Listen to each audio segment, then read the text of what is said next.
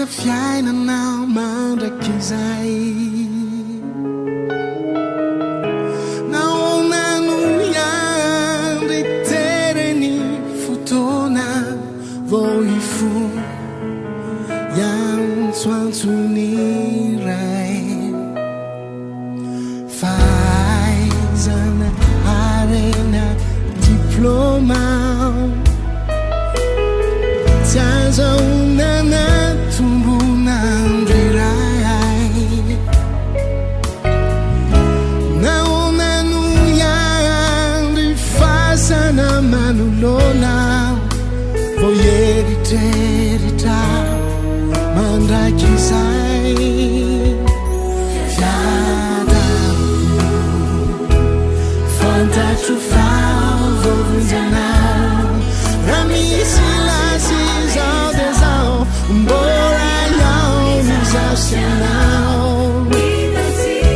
hitantsika toy ny masoandro mibaliky ro marinananaky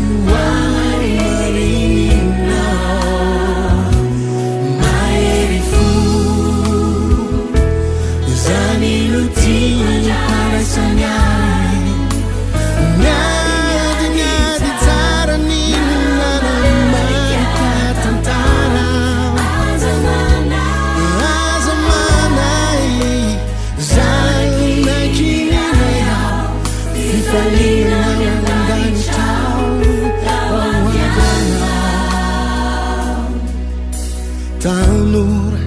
mievitra tompony fotoana misoma amorony mandrakizay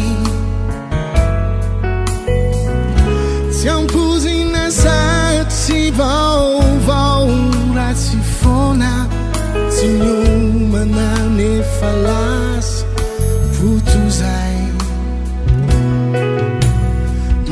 nizanye ambavaona isanandro ny famonjena omenanao alaneny nanyay na de lavinao foana tsy oetsy nalalakory